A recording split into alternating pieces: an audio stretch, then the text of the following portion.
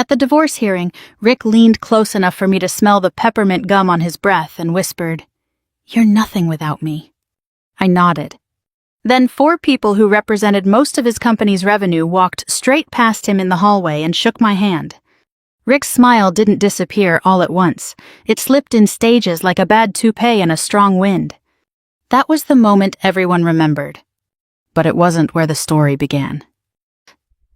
It began 15 years earlier when I met Richard Bennett at a Chamber of Commerce luncheon in Blue Ash, Ohio. I was 42, recently divorced, and tired of men who treated every conversation like a job interview.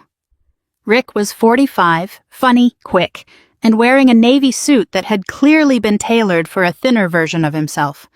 He made me laugh within 5 minutes. That should not have been as impressive as it was. He told me he ran a small operations consulting firm out of an office above a dental practice. The dentist's drill started up every afternoon around 2, right when Rick tried to make sales calls. "I tell clients it's construction," he said. "Makes us sound like we're expanding." I liked that about him. He could make embarrassment sound charming. When he asked what I did, I told him I helped my father with some family business. That was true. It was also like saying the Ohio River was a little damp. My father, Walter Mercer, had started with 2 leased trucks and a warehouse near Reading Road. By the time I met Rick, Mercer Industrial owned distribution centers, commercial property, and a logistics network that stretched across Ohio, Indiana, and Kentucky. I had spent years sitting in meetings, reviewing contracts, smoothing over disputes, and remembering which executive's husband was recovering from bypass surgery. I understood people. I understood business. I just didn't carry a title that announced it. Part of that was my own fault. Rick once told me his first wife had made him feel unsuccessful. She earned more than he did, and according to him, reminded him of it every chance she got. "I never felt like enough," he said one night over pasta at Maggiano's. I remember reaching across the table and touching his wrist. "You don't have to prove anything to me." I meant it kindly. Looking back, I handed him the wrong lesson. Rick's company, Bennett Strategic Solutions, began growing after we married. He was talented. I won't rewrite history the way he did. He could walk into a conference room and make complicated ideas sound manageable. He worked hard, especially in those early years. But he didn't build it alone. His first major hospital account came through Evelyn Brooks, a longtime friend of my father's. Rick prepared the proposal. I rewrote half of it at our kitchen table because it was filled with phrases like transformational synergy, which usually means nobody knows what is being sold. When Evelyn hesitated, I called her. "Give him 1 meeting," I said. "If he wastes your time, I'll buy lunch for a year." She gave him the meeting. He got the contract. A year later, Hal Finley nearly canceled another account after one of Rick's recommendations caused a scheduling mess across 3 trucking terminals. Rick came home furious and blamed Hal for being old-fashioned. Hal was 70 then, and stubborn enough to argue with a stop sign. But he wasn't wrong. I drove to his office in Sharonville with 2 cups of Speedway coffee and sat with him for an hour.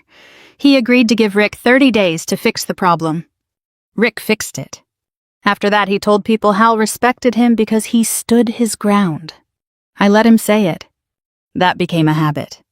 I hosted dinners, made introductions, edited presentations, and reminded Rick to call clients before they had to call him. When payroll ran short during a bad quarter in 2018, I loaned the company money from an inheritance my grandmother had left me. We signed the proper paperwork. Rick thanked me for saving 32 jobs. Years later, he would call that money family help, as if my check had arrived in a casserole dish. At first, I didn't mind being behind the scenes. I thought marriage was a team sport, and I had no need to stand at midfield waving both arms. Then Rick's jokes changed. At home, he started referring to my family as warehouse royalty. He mocked my father for using a flip phone longer than any reasonable person should.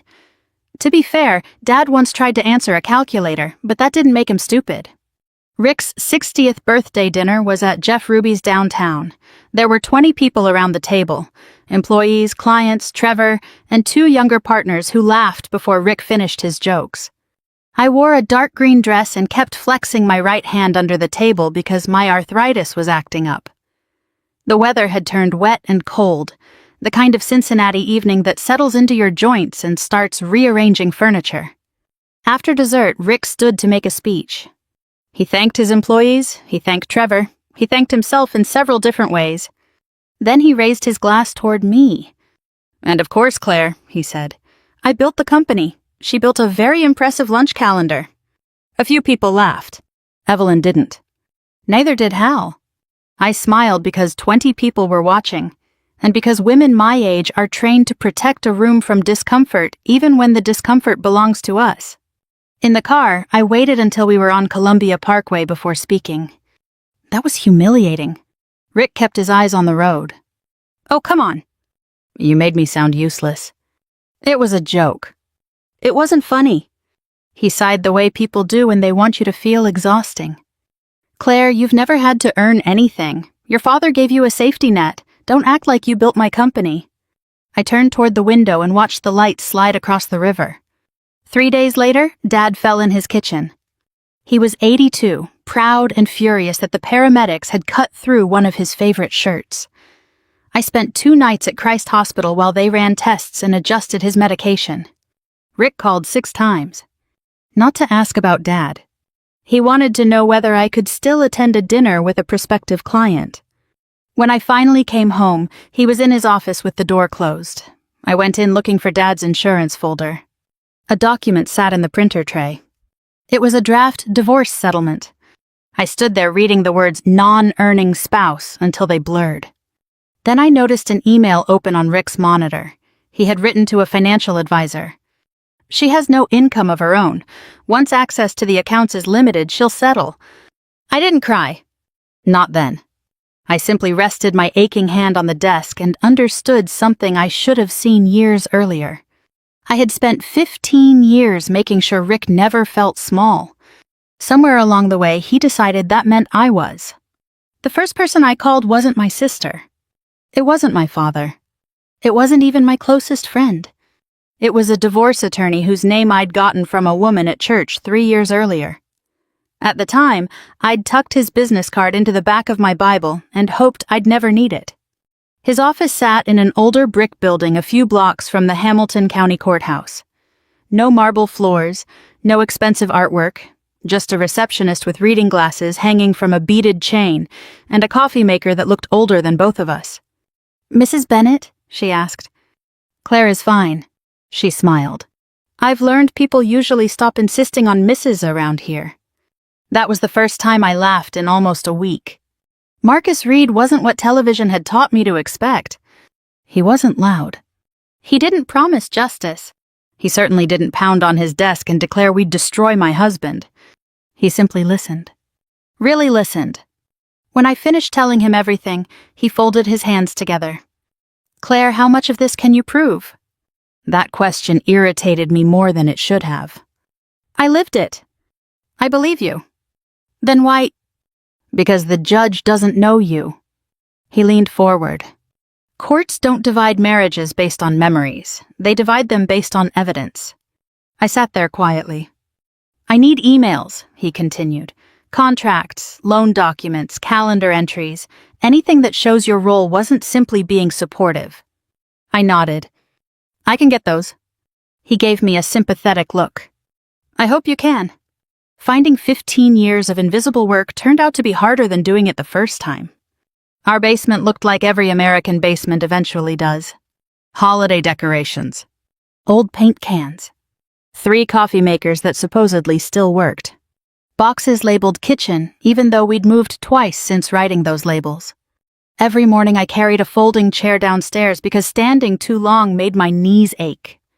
The arthritis in my fingers had its own schedule. Some mornings they cooperated. Some mornings I had to soak them in warm water before they agreed to hold a pen. I'd forgotten how much of my life I'd documented. Old planners, receipts, client Christmas card lists, yellow legal pads covered in meeting notes.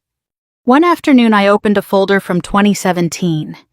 Inside was Rick's first proposal for Queen City Regional Health. Then I found another copy. Mine. His version was 22 pages. Mine had nearly 300 tracked edits.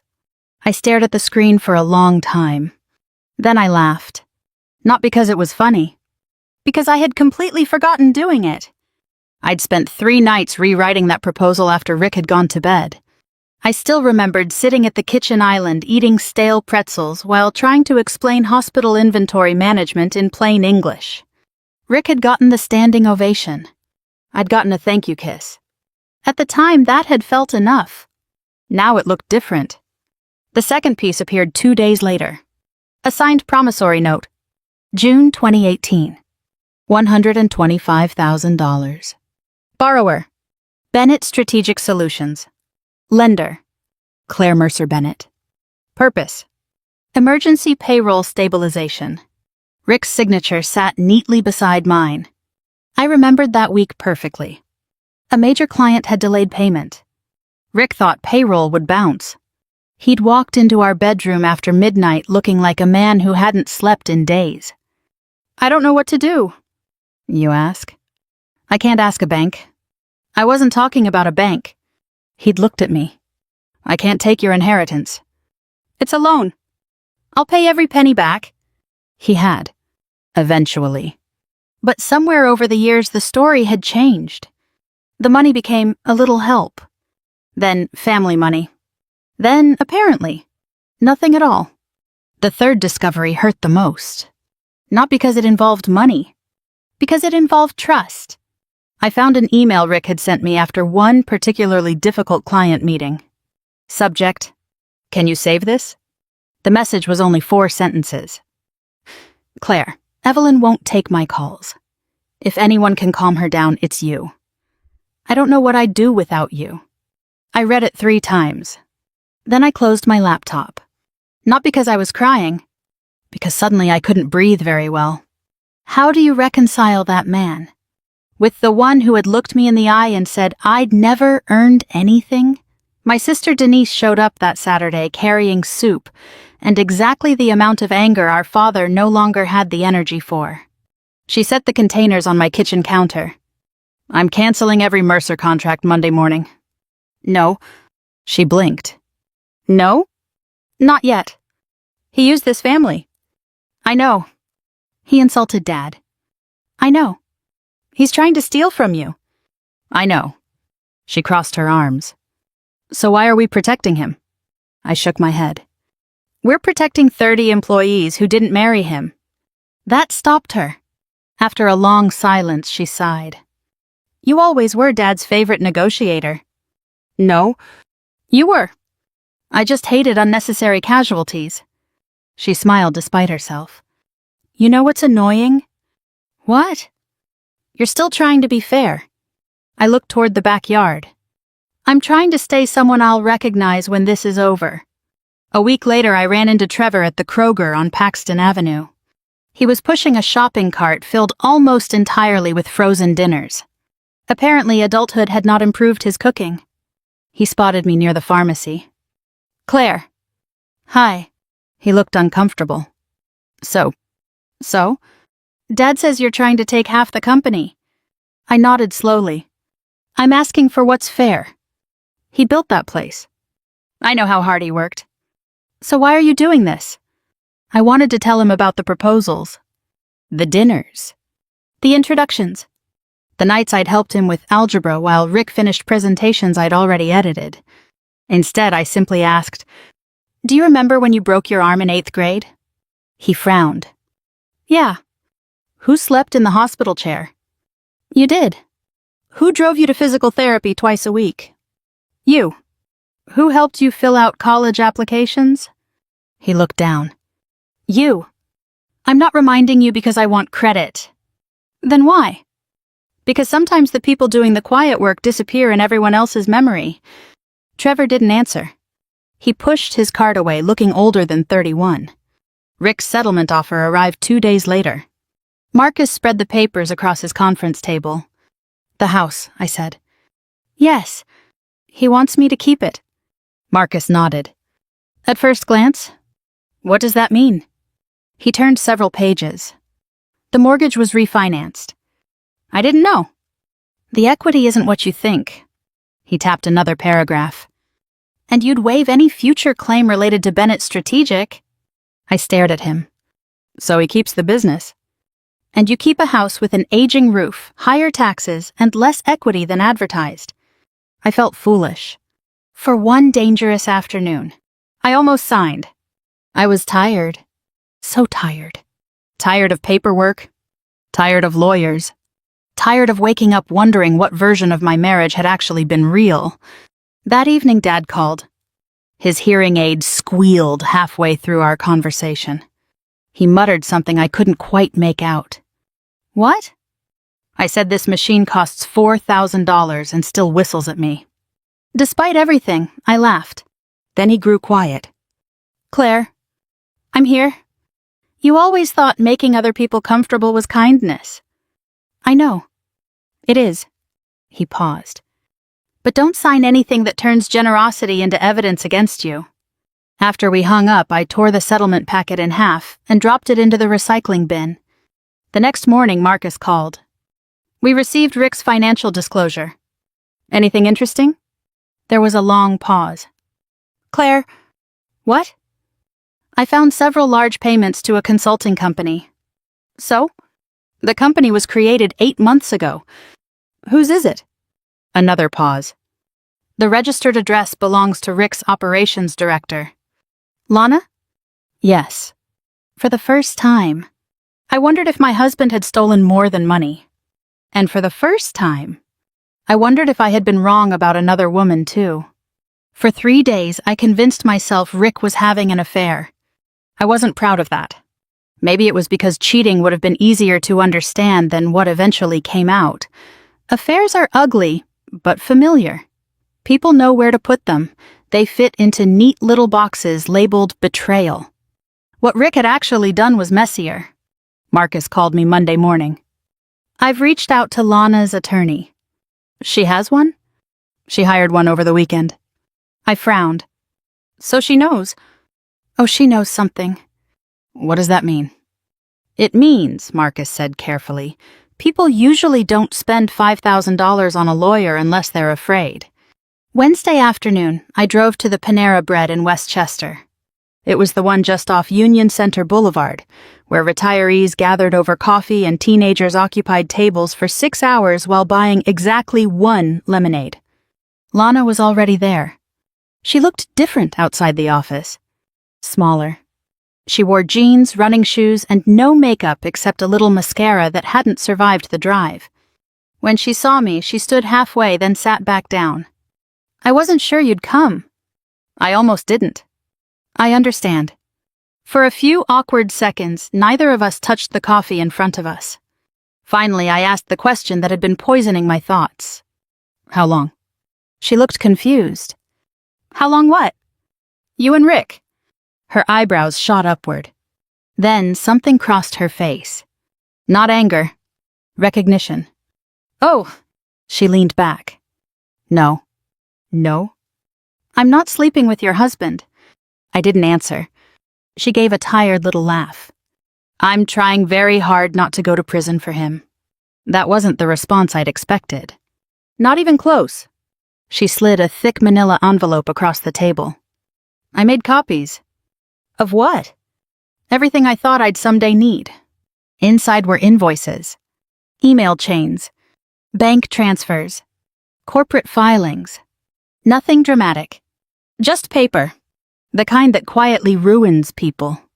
Lana wrapped both hands around her coffee cup. Rick told me RBS Advisory was a temporary consulting entity. For what? He said moving certain contracts there would simplify taxes. I looked at her. And you believed him? For a while. When did you stop? The day he asked me to sign paperwork saying I'd approved transfers I had never actually approved. She smiled without humor. I work in operations, Claire. I know. I noticed dates. Marcus had already explained the basics to me. If Bennett Strategic appeared less profitable during the divorce, the company would be valued lower. A lower valuation could mean a smaller settlement. Rick wasn't making money disappear forever. He was trying to make it disappear long enough. Long enough to convince a judge it had never been there. Lana reached into the envelope again. This. She handed me 3 printed emails. One was from Rick. Subject: keep this quiet. The message wasn't long. Son, we'll move the accounts back after everything is finalized. Claire doesn't understand this side of the business. Don't overthink it.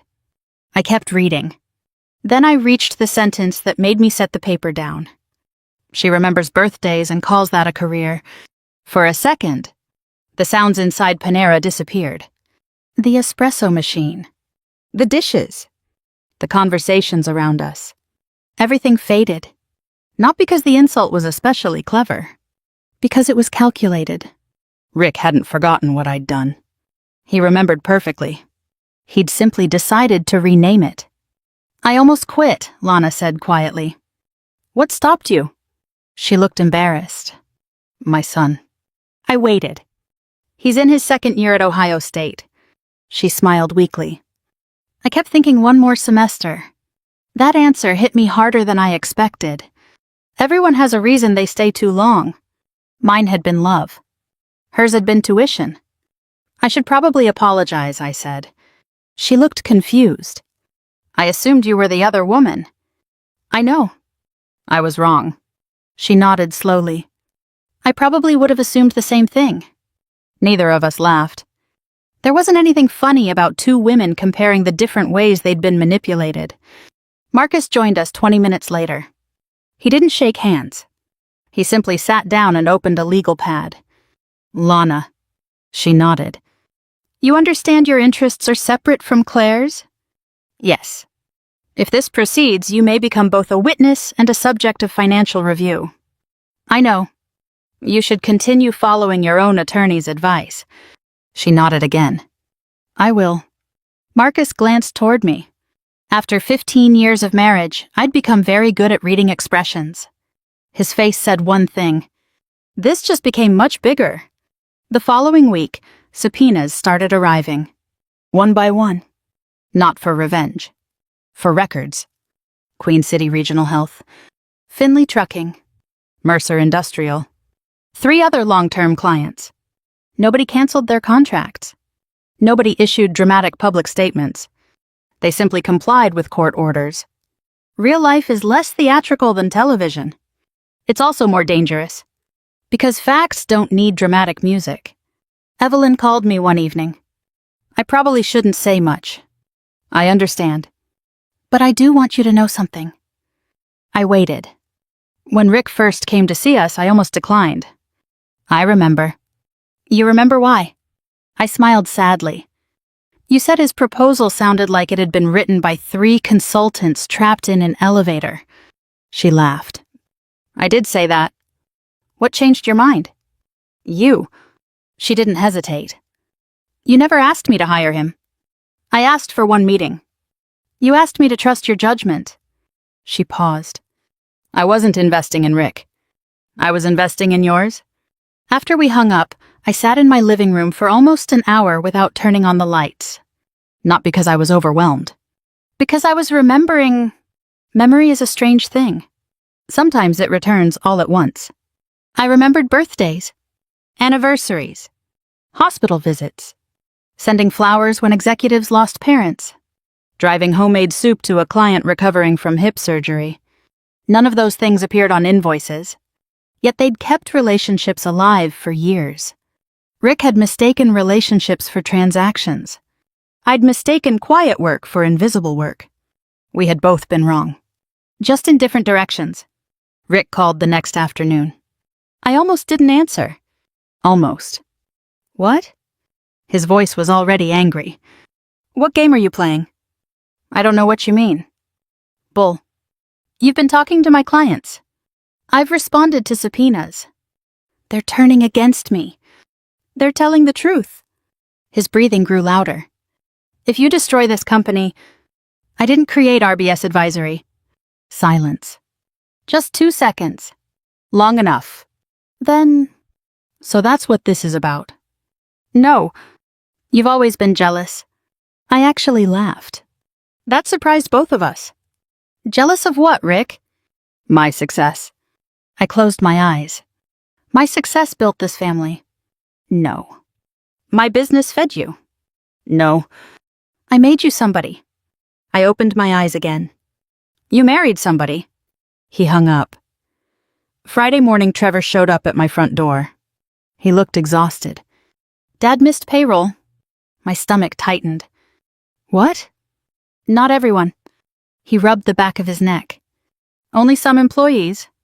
I stepped aside. Come in. He remained on the porch. I asked Lana what happened. And she showed me one invoice. He swallowed hard. I think... His voice cracked. I think Dad lied to me. I wanted to hug him. Instead, I said the only thing that mattered. Then start asking better questions. He nodded. For the first time since this nightmare began, he wasn't defending his father. He was looking for the truth. Later that afternoon, Marcus called. I found something. What? The licensing agreement between Mercer Industrial and Bennett Strategic. So? It contains a clause. What kind? If proprietary systems are used by an unauthorized entity... He paused. The license can be suspended. I stood very still. For several seconds, neither of us spoke. Finally, I asked, Have you told my father? No. Good. Claire? Yes? This decision has to be yours. I looked at the navy blue suit hanging on my bedroom door. The one I'd bought for court. For years, I'd chosen clothes based on one question. Would Rick think I looked too confident? That evening, I slipped the suit from the hanger. For the first time in a very long time, I asked a different question. Did I feel like myself? By the morning of the hearing, I wasn't nervous. That surprised me. I'd expected sweaty palms, sleepless nights, maybe even the urge to turn my car around somewhere on I-71. Instead, I felt tired. Not physically. Soul tired. There's a difference. When you've spent months telling the truth over and over, to lawyers, accountants, mediators, and eventually yourself, you reach a point where fear runs out of energy. Hamilton County Domestic Relations Court isn't glamorous. The hallways smell faintly of old coffee, copier toner, and whatever people bring for lunch in insulated bags. No dramatic marble staircases. No television cameras. Just ordinary people carrying extraordinary disappointments. Marcus met me outside Courtroom 6 with 2 paper cups from the courthouse cafe. I don't recommend the coffee, he said, handing me one. Then why buy it? He smiled. It gives us something warm to hold. I laughed. You missed your calling. I know. What was it? Stand-up comedy. I don't believe you. Neither did my wife. Rick arrived 10 minutes later. Tailored charcoal suit. Polished shoes. Silver tie. If confidence could be dry cleaned, he had sent his out overnight. He spotted me immediately. For just a moment, his expression softened. Then he remembered we were enemies. He looked away. Trevor walked beside him. He nodded politely toward me. It wasn't an apology. Not yet. But it wasn't hostility anymore either. Sometimes that's how healing begins. 1 inch at a time. Inside the courtroom, everything felt smaller than television had taught me. The judge wasn't intimidating. Just efficient. There was no audience. Only lawyers, court staff, the forensic accountant, and people waiting quietly for their turn. The morning focused almost entirely on numbers. Transfers. Business valuation. Separate property. Corporate records. It wasn't exciting. It was devastating. Because numbers don't care about feelings. Marcus began with the emergency payroll loan. He handed Rick the promissory note. Do you recognize your signature? Yes. You borrowed $125,000 from Mrs. Bennett. From my wife. Mrs. Bennett's inherited property. Rick adjusted his glasses. At the time. Marcus nodded. And was it repaid? Yes. So this wasn't a gift. No. Thank you. Simple. Clean. 1 brick removed. Next came Queen City Regional Health.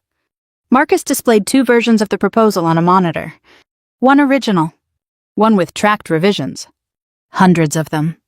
The courtroom became unusually quiet. Who made these edits? Marcus asked. Rick shifted slightly. My wife helped? Helped? Edited? Marcus clicked another page. Then another. Then another. Entire sections had been rewritten. Charts redesigned. Recommendations reorganized. Medical terminology simplified. Marcus looked toward Rick. Would you describe this as proofreading? Rick hesitated. No. What would you call it? He looked down. Significant revisions. Marcus nodded once. No further questions on this document. Another brick. Gone. Then Evelyn Brooks testified. She looked exactly as I remembered. Elegant gray hair. Straight posture. The same pearl earrings she'd worn for years. Marcus asked only a handful of questions. Mrs. Brooks, why did you agree to meet with Mr. Bennett 15 years ago? Claire asked me to. Would you have met him otherwise? No. Why not? The proposal wasn't convincing. Rick's attorney stood. Objection, opinion. The judge nodded. Sustained. Marcus didn't argue. He simply changed direction. After you became a client who usually contacted you when problems arose? Claire. And why? Because she listened before she tried solving anything. Marcus smiled slightly. Thank you. Cross-examination lasted barely 3 minutes. Evelyn never exaggerated. She didn't need to. Truth ages well. Hal Finley entered next. He now walked with a cane instead of relying only on the portable oxygen tank he'd joked about for years. As he passed me, he whispered, My knees filed for retirement before I did. I covered my mouth to hide a smile. Even Marcus chuckled. Once sworn in, Hal answered every question carefully. When Bennett Strategic nearly lost your account in 2019, who convinced you to stay? Claire. Why? Because she admitted we were right. Marcus paused. She admitted her husband's mistake? Hal shrugged. That's usually where fixing things starts. Rick's attorney tried suggesting Hal only stayed because Bennett Strategic lowered its consulting fees. Hal leaned forward. Son? The young attorney blinked. I've been negotiating freight contracts since Richard Nixon was in office. A few people smiled. I know the difference between a discount and trust. Even the judge looked amused. After lunch, the financial testimony began. The forensic accountant explained the movement of revenue into RBS advisory. No dramatic accusations. Just spreadsheets. Invoices. Wire transfers. Dates. Money had been billed through Bennett Strategic for years. Then, 8 months before Rick filed for divorce, several large consulting contracts quietly shifted. The revenue didn't disappear. It simply arrived somewhere else. Marcus asked one question. In your professional opinion, would those transfers affect the company's valuation? Yes. How? They reduced the reported income. By approximately how much? Enough to materially change the valuation presented during mediation. No one spoke for several seconds. The silence felt heavier than shouting. Lana testified immediately afterward. She looked terrified, but she didn't look uncertain. Rick's attorney suggested she had misunderstood accounting procedures. No, he suggested she was angry after losing a promotion. No, he implied she hoped Claire's family would help her financially. No. Finally, he asked, Why are you testifying? Lana looked toward the judge, then toward Rick, finally toward me. Because I signed papers I shouldn't have signed. She swallowed. And because if I keep lying now, I'll become the person he keeps saying everyone else is. Rick stared straight ahead. He never looked at her. Not once. Court recessed at 3 o'clock. Everyone spilled into the hallway. Lawyers checked phones. Witnesses stretched their legs. Someone down the hall argued with a vending machine.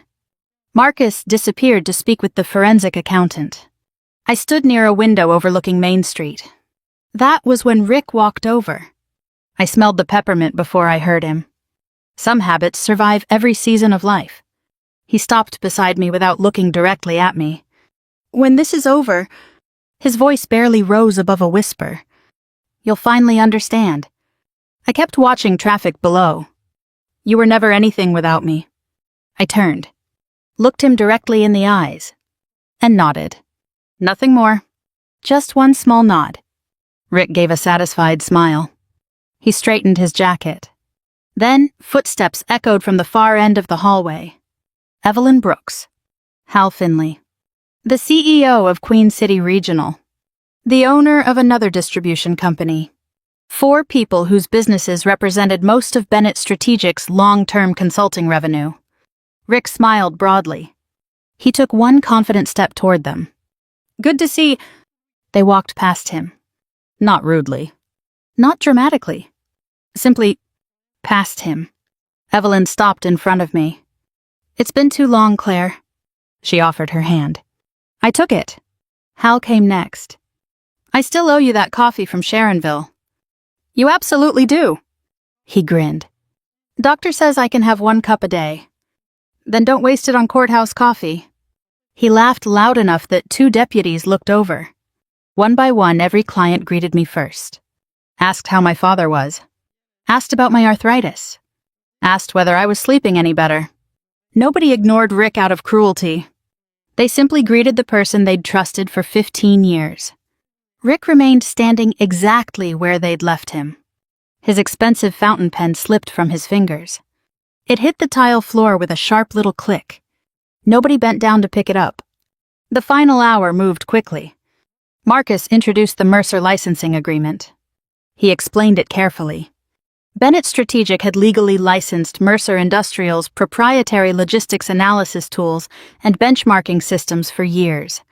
The agreement specifically prohibited transferring those systems to any unlicensed entity, including RBS Advisory. The forensic accountant confirmed those tools had been used while billing through the new company. Marcus looked toward the judge. Following an independent compliance review, Mercer Industrial suspended that license last week. Rick's attorney stood. This is retaliation. Marcus remained calm. No. He handed over the compliance report. It is enforcement. The judge read quietly for several moments. Then she removed her glasses. The court is satisfied there is sufficient evidence that the financial disclosures submitted during mediation did not accurately reflect the company's condition. She looked directly at Rick. Mr. Bennett, incomplete disclosure carries consequences. No speeches. No dramatic lectures. Just one calm sentence. It landed harder than any shouting ever could. 3 weeks later, the ruling became final. The hidden revenue was added back into the business valuation. My inheritance loan was formally recognized as separate property. Rick was ordered to pay most of the forensic accounting costs because the missing revenue required additional investigation. Any tax questions involving RBS Advisory were referred to the appropriate authorities. The court didn't destroy Rick. It simply refused to protect the version of reality he had invented. As everyone began leaving the courthouse, Rick caught up with me near the elevator. You've ruined everything. I looked at him for a long moment. Then I shook my head. No, Rick. I just stopped carrying the weight of your story. People assume the hardest day in a divorce is the day the judge signs the papers. It wasn't. For me, the hardest day came 6 weeks later, standing in the kitchen of a house that no longer felt like mine, trying to decide whether I really needed 12 coffee mugs. The answer, for anyone wondering, is no. Unless you're opening a cafe. I wrapped dishes in newspaper while an oldies station played softly from my phone. The weather had finally warmed up, and the windows were open. Somewhere down the street, a lawnmower droned steadily. Ordinary sounds.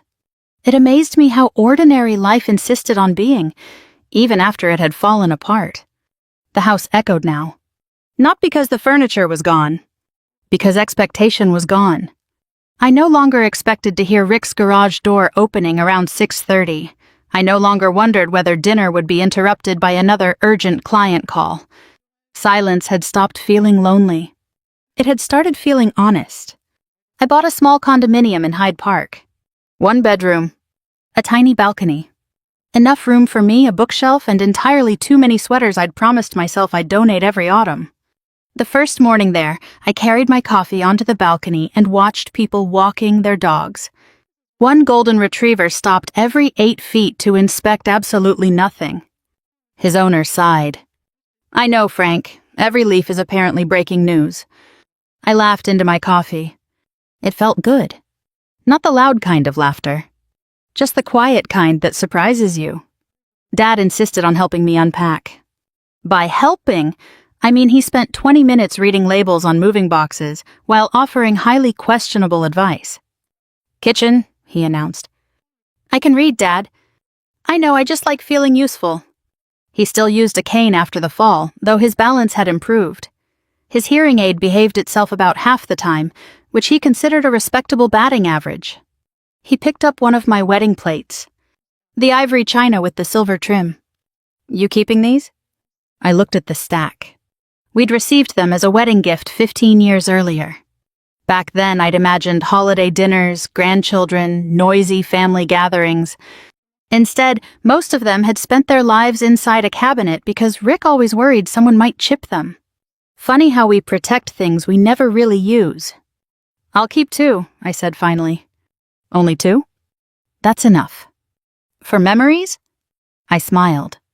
"No. For pie." Dad laughed so hard his hearing aid whistled. "I raised you right." The rest went to a local charity that helped families furnish apartments after leaving shelters. Someone else could actually enjoy them. That felt better than letting them collect another 15 years of dust. Trevor called in early September. "I know this is awkward." "A little." "Can I buy you breakfast?" There was something about hearing a grown man voluntarily suggest paying for breakfast that told me he was serious. We met at Sleepy Bee Cafe. He looked exhausted. Not dramatic. Just older. Like the last few months had finally caught up with him. "I'm sorry," he said before the waitress even brought coffee. I didn't answer immediately. He deserved my attention. Not a rehearsed response. "I believe Dad." "I know. I didn't even ask you." "I know." He rubbed his forehead. I kept remembering things after court. "What things?" "The hospital." "The college applications." "The science fair." He smiled weakly. "You stayed up until 2 in the morning helping me build that volcano." "It still exploded too early." "It did." We both laughed. Then he looked at me again. "I think I made you invisible." Those words landed somewhere deep inside me. "I let that happen," I said quietly. He shook his head. "No. You were a kid." "I wasn't anymore." "No." I should have known. Maybe he should have. Maybe I should have too. "I forgive you," I said. His shoulders dropped about 3 inches. "But forgiveness isn't pretending none of it happened." "I understand." "And your father is responsible for his own choices now." Trevor nodded. "I know." He reached across the table. Not dramatically. Just enough to squeeze my hand. It was the first time in months that something hurt and healed at the same time. Lana eventually found another position with a regional manufacturing company near Dayton. She sent me a handwritten note. Not an email. A real note. Thanking me for treating her like a person instead of a villain. I wrote back wishing her well. That was enough. Not every chapter has to become a lifelong friendship. Sometimes surviving the same storm is the only connection 2 people ever need. Mercer Industrial offered me a position 6 months after everything ended. Not because I was Walter Mercer's daughter. Dad made that very clear. If Denise had her way, he told the board, Claire would have to interview twice. "I heard that," Denise called from the hallway. "You were supposed to." I laughed. They hired me as Director of Client Relations. Exactly the kind of work I'd quietly been doing for years. Only now it had a job description. And a paycheck.